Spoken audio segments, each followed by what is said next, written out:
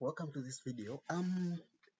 Today nimefuna tupange go through end of day procedure. What do you do mukakhala kuti mwapanga ma sales anu, you've had a good day and mukutseka. Basically that's where the end of day here comes. So we have the icon per home page hapa ka end of day, or we also have it under point of sale, end of day procedure. So it takes you to the same window.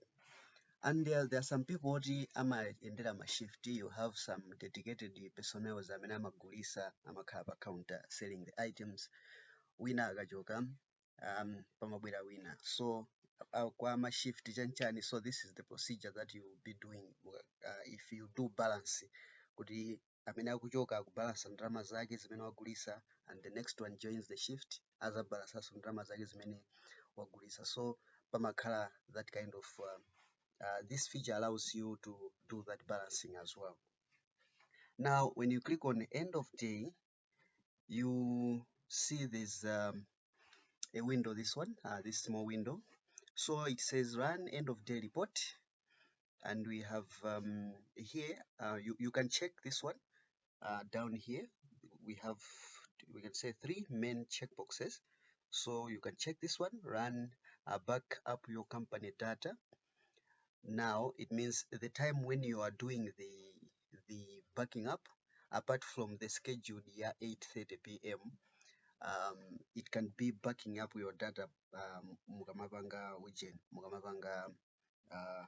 this procedure yovanga balance the system. And we have exchange data with QuickBooks.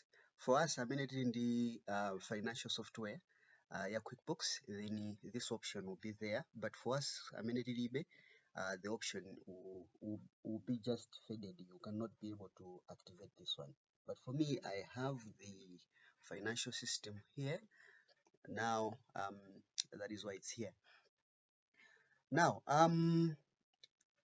you here there's so on end of day report there I can see 1, 2, 3 options. Option number 1 is to X out status report. This one is not more like balancing. It's just you just want to see what the status of the drawer, how much money, what's going on. So it looks like the main report your balance here at the end of the balance. We'll check out that report, but it just shows the status, how much sales have sales apangidwa ngati, and cash ilipo bwanji, nanga zama visa zilipo zingati, and zopanga sell by account zilipo zingati, or something like that. So that overview payout achitika ochuluka bwanji. So you use this first option just to check the status. It's not the actual balancing. And we have the Z out draw account. This is where you do the balancing cash. And before we go to dwell much on the draw account, now let me explain the Z out. So we have the X out, we have the Z out drawer, and we have the Z out store close. So the Z out store close is the one that gives report of the final report. It's more like this report, status report, but it's the final report. So it works in a situation yoti, let's say mwini counter awiri amene mmapangira ma sales. Counter number 1 and counter number 2. Counter number 1 apanga draw account yao, abalance zao. Counter number 2, they will do their draw account as well, abalance ndalama zao. But if you want to check report ya zonse from counter number 1 and counter number 2, you can go to any PC, and PC number 1, PC number 2, or even PC ya ku backstore, ndi ukapanga Z out store close. So this one will give the summary of all the counters that are available. but in case of kuti mulindi just one PC imene mmapangira ma sales, then I think the draw account will be just the same as the Z out store close, but the draw account imakupatsa an option yoti mupange balance ndrama paoneke ngati pali shortage ioneke, ngati pali overage you should check it, while the store close will just give you the report without just without you verifying the amount of money in the drawer and alike. Yeah. So let us do the Z out draw account. So here there's for today. You can do this balancing for for like mukakhala kuti maybe mumangopanga imozi, like shift imozi from mamawa mpaka na let's say 5 o'clock or 8 o'clock kuti mumatseka 8 o'clock, ndiye mungofuna mungopanga draw account imozi like kuti amagwira ntchito amene munthu mmodzi, then you can just do today, ndiye kuti it takes all hours of the day. If you have my shifts, then you have to go bottom here by multi custom. This option will give you an option yoti muthe kupanga. So when you click next, you will see kuti here there's from, you have the date, and here date. So today is the 13th of July, and here you specify. So for those amene amapanga ma shift, this is the option that they'll be using. So you do nthawi imene unayambira ma sales, so nthawi imene unapanga login you put it there, and nthawi imene ukutseka, the time imene ukuchokapo pa ujeni, so pano pa counter you also add the time there. So imagining for me, I logged in at this is 9:21 a.m. let me see 7 o'clock a.m. and then I'm getting out at 9:21 a.m. Yeah. After that I'll say okay. So ndikapanga okay, I'll be greeted with this other window imene umapanga no count. So what does this show?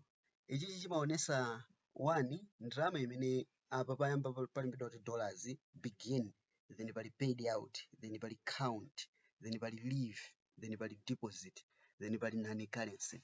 So you can see kuti apa pamene pali poyambirira apa ndipo tutha kupanga edit.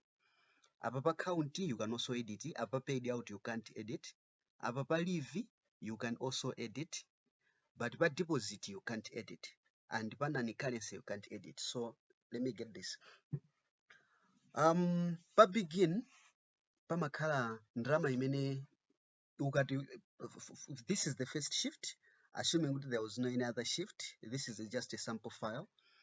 So wina wake akabalansa previous to you anabalansa, and then mudrawer anasiyamo change, and that change chimene chinasiyidwa iwoneka apa pa begin. So the system imayika change chimene chinasiyidwa with the previous person amene mwasinthana naye shift, change chake chimayikidwa apapo. So paid out ngati mmagwisa ntchito ndrama za mudrawer kupanga tima payments ting'ono, let's say you should check out another video ndipa linked below yokuza ndi ma payouts. Ngati mmapanga ma payouts onse aoneka apapa.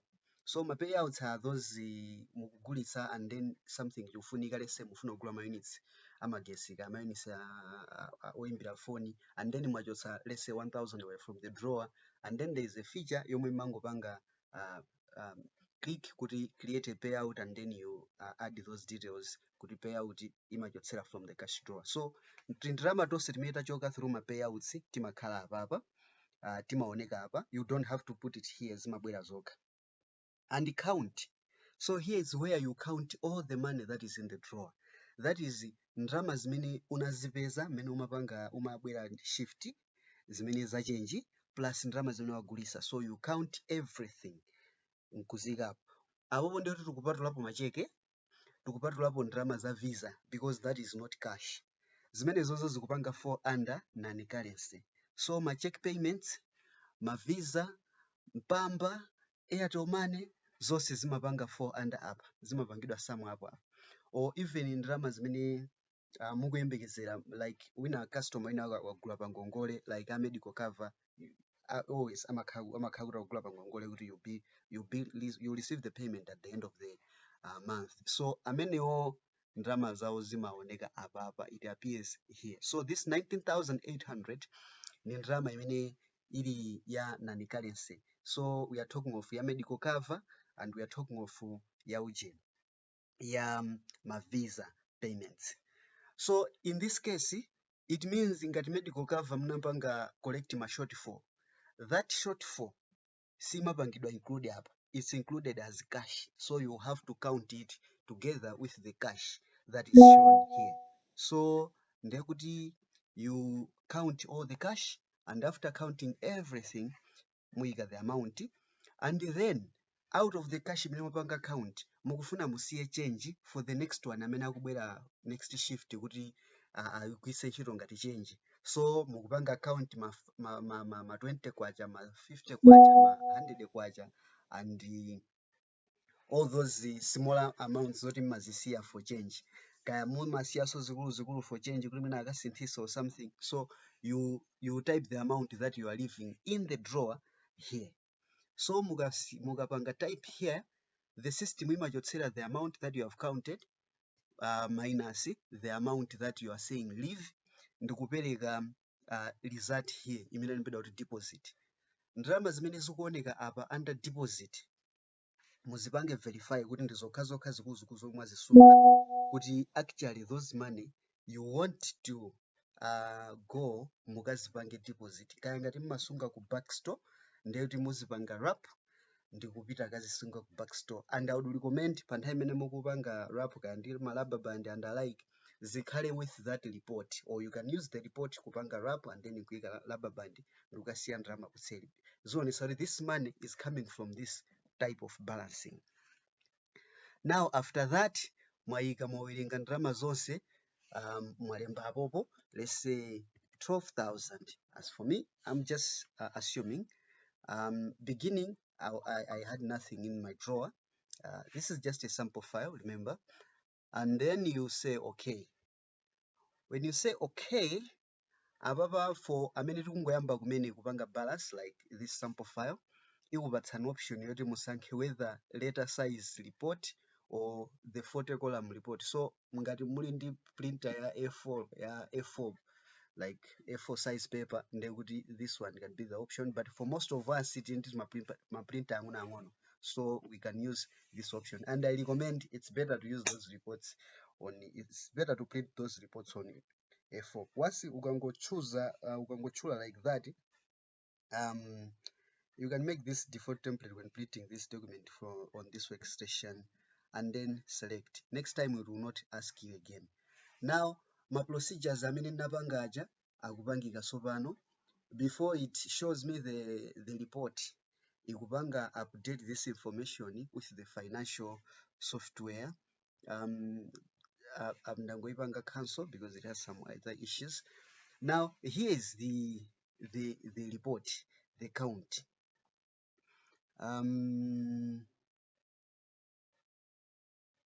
Actually, you see report, the report will look like this.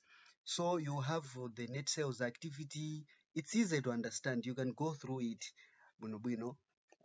Total available for deposit, that's 27,000.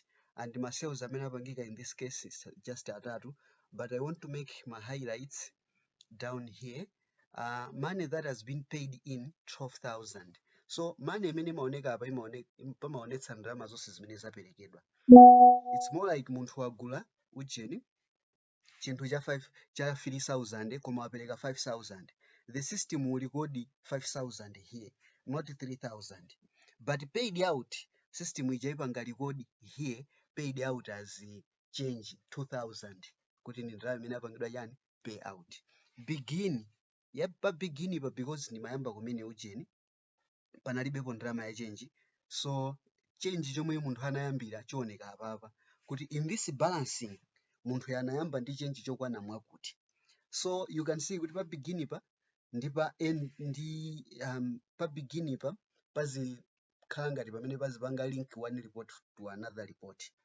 Wina anachoka shift ina, wina anamaliza shift ina. So wina wake ngati anayika pa leave ndalama ina yake, ndiyoti pa beginning pa the next person in shift pakuyeneka kuzakhala chani, pakuyeneka kuzakhala that money as ya beginning.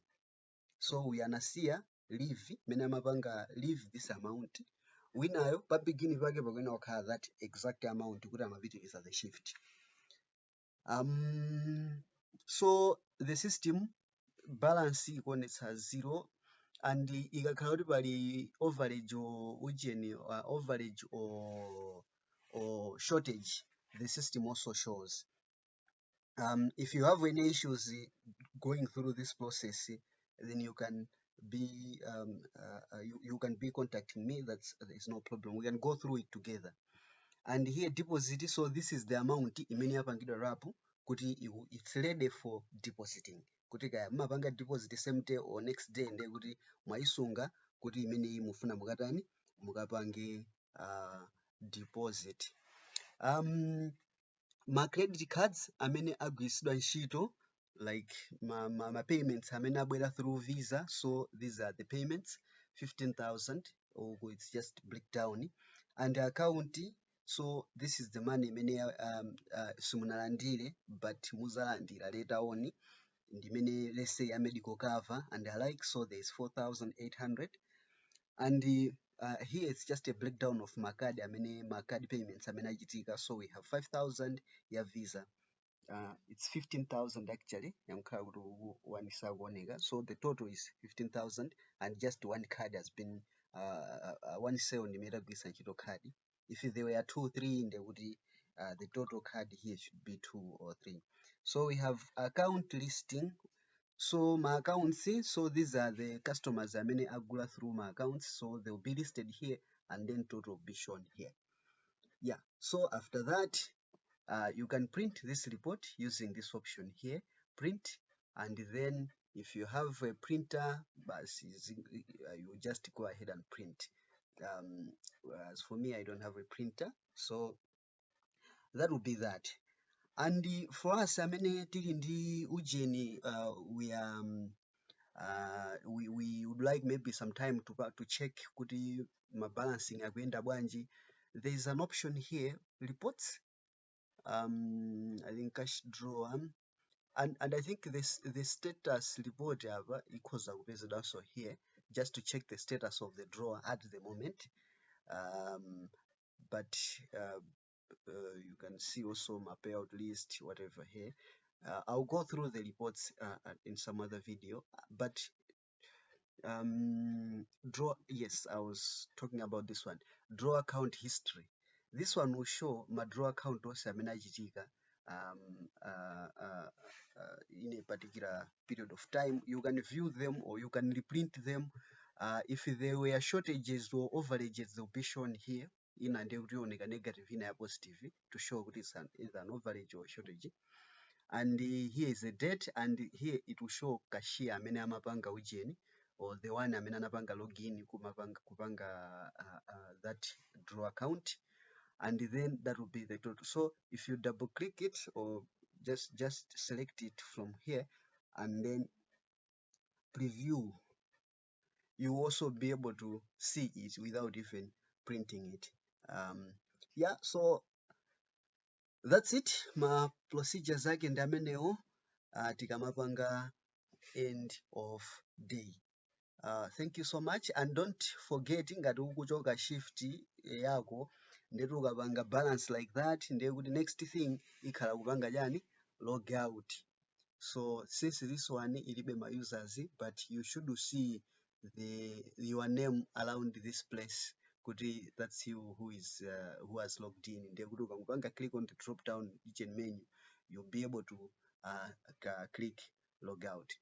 Thank you so much for listening. If you have any other questions, if you need any assistance, and if you happen not to have this financial software, QuickBooks, for the financial analysis, you can check with me. I will uh, uh, we'll discuss about it, and I can probably come and install it for you. And also, you can check other videos from the from the channel, so that you can see how some other things are done, and the importance of having the financial software.